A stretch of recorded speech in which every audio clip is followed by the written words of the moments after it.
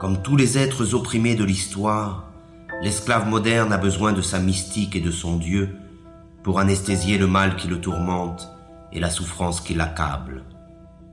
Mais ce nouveau Dieu, auquel il a livré son âme, n'est rien d'autre que le néant, un bout de papier, un numéro qui n'a de sens que parce que tout le monde a décidé de lui en donner. C'est pour ce nouveau Dieu qu'il étudie, qu'il travaille, qu'il se bat et qu'il se vend.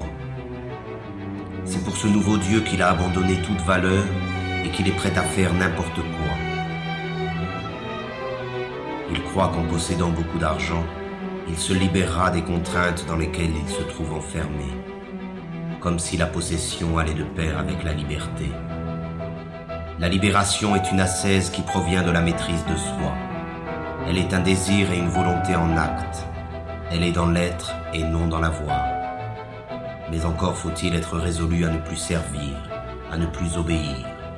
Encore faut-il être capable de rompre avec une habitude que personne, semble-t-il, n'ose remettre en cause.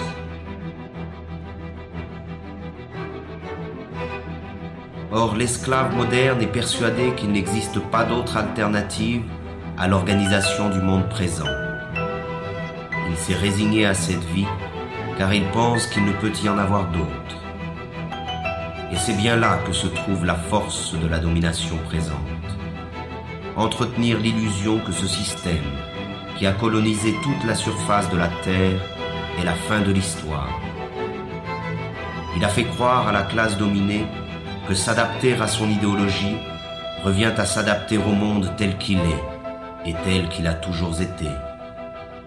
Rêver d'un autre monde est devenu un crime, condamné unanimement par tous les médias et tous les pouvoirs. Le criminel est en réalité celui qui contribue, consciemment ou non, à la démence de l'organisation sociale dominante. Il n'est pas de folie plus grande que celle du système présent.